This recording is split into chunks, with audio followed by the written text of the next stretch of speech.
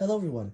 In a previous video, I made an impure form of sodium known as sodium magnesium oxide aggregate, and while it was a usable form of sodium, it was impure. In this video, I'm going to purify it into a single pure bead with a process pioneered by Nerd Rage with a chemical called 1,4-dioxane, which I'll have to synthesize first. In order to make 1,4-dioxane, I first mix 500 ml of non-diluted ethylene glycol antifreeze and 20 ml of concentrated sulfuric acid drain cleaner, and set everything up for a distillation. This reaction is a standard ether formation. An alcohol is first protonated by the sulfuric acid, causing it to turn into an oxonium ion and leave as water, forming a carbocation. This carbocation is then picked up by another ethylene glycol, which then ejects the proton and forms diethylene glycol. This molecule can now undergo another condensation with itself, forming dioxane, or condense with other ethylene glycols, forming tar. Now, speaking of tar... Alright, so... it has... messed up. And we can also see some liquid in this part, which it's absolutely not supposed to be. So I'm going to try to remove the thermometer, and hopefully this will not completely fail, because that would be terrible. That's a problem. Seems that this liquid is stuck, so I'll have to wait for everything to cool, and then I'll have to find a way to hopefully not have everything go catastrophically wrong.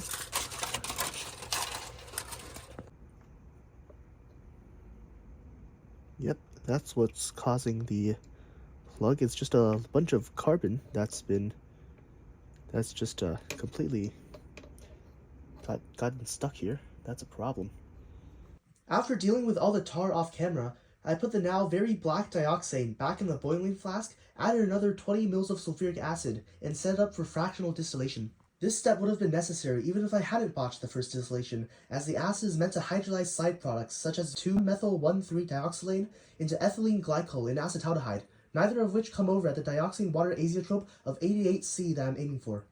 When the temperature just hits 88C, I discard all the distillate I had collected until then, mainly acetaldehyde and some other junk, and light it on fire.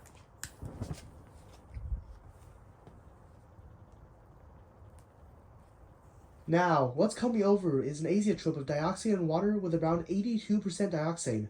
When the temperature hits 100°C, everything that's coming over is now water, and I stop the distillation.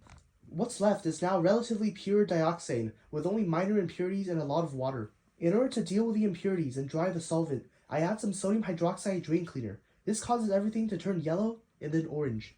After letting it settle, I funnel the top organic layer into a separate beaker and then add a bit more hydroxide. In the meantime, I make some sodium magnesium oxide aggregate.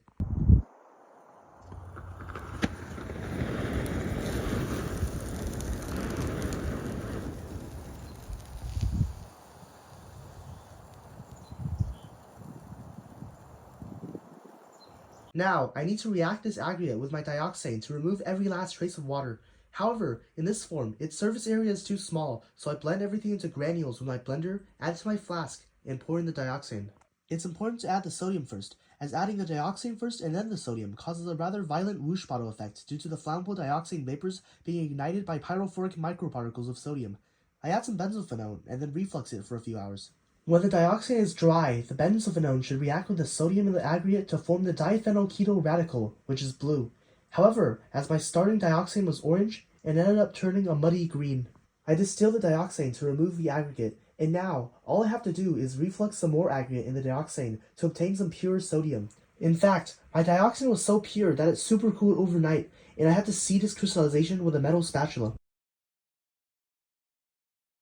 Unfortunately, this is when things began to go wrong. First, my blender caught fire while I was processing the aggregate.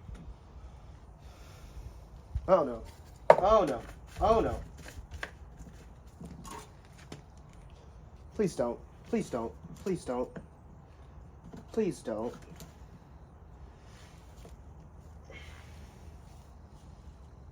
Oh no. Uh-oh.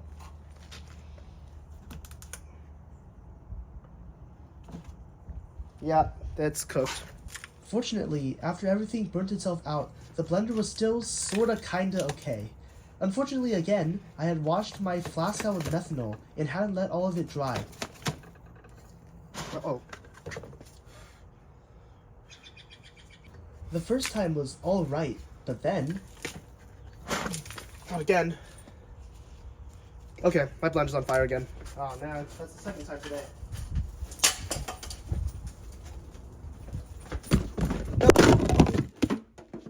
Can you see it? Can you see the fire?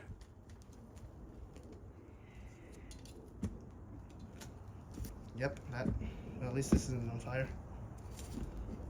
Yeah, this is exactly why I set up another batch like half an hour ago.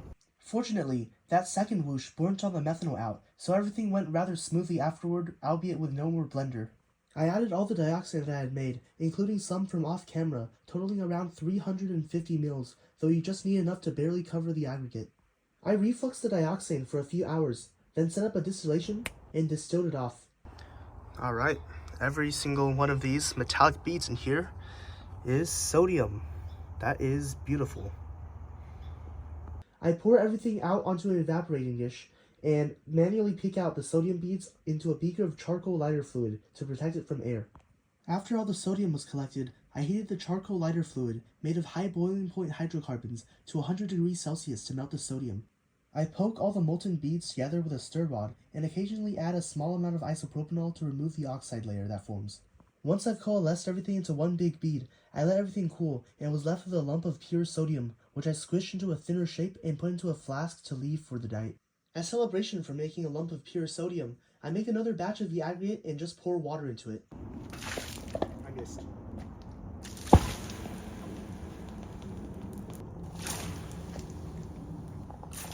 I missed again. Whoa.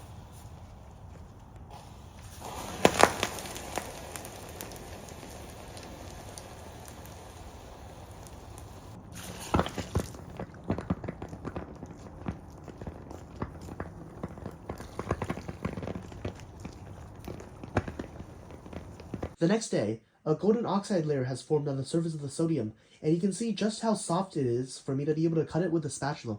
Now, there's just one more thing to do with a lump of sodium. Drop it into some water.